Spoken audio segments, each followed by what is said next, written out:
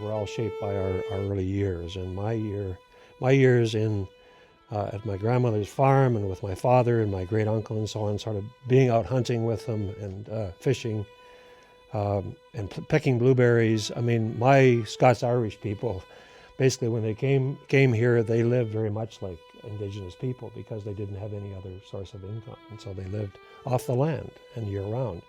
And so I learned some of that from them, and that love of the land. And so even though I went off to university, I did geology and then biology, I never lost that connection with the land and understanding that we're all part of it.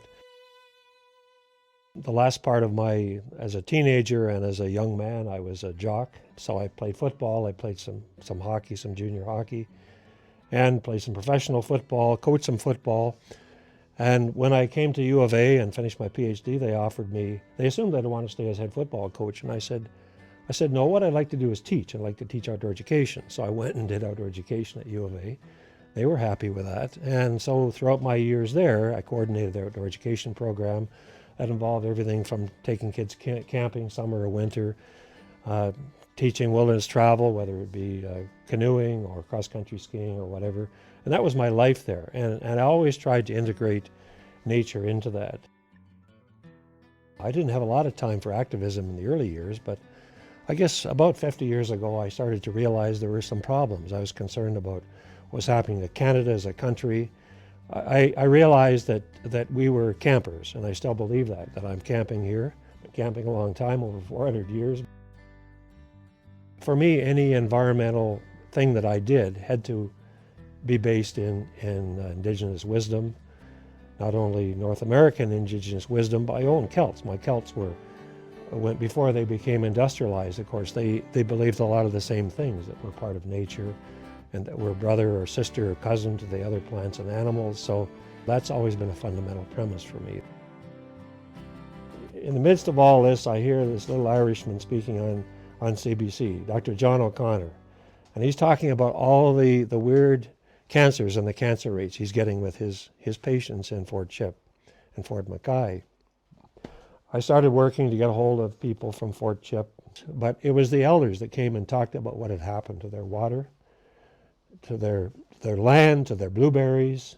They talked about the water and they're concerned about their watershed.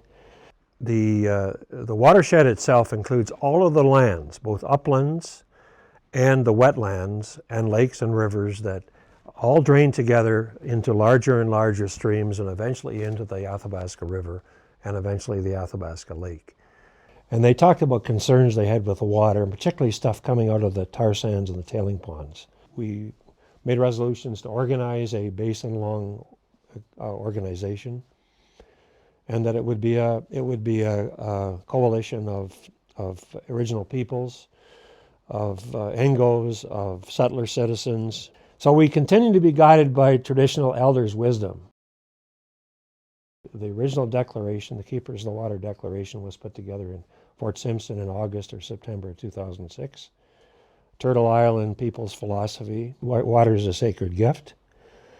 And that's what we have today. It's pretty much unchanged, the original Keepers Declaration. It basically talks about that we're all part of the same nature, the same creator, inspired organization of plants and animals and the ecosystems. But the idea was to try to encourage, support individuals in native and non-native communities in each of the tributaries of the Athabasca, the Cree Lake and Cree River, and all the way over to Wollaston Lake, and encourage them to voice their concerns.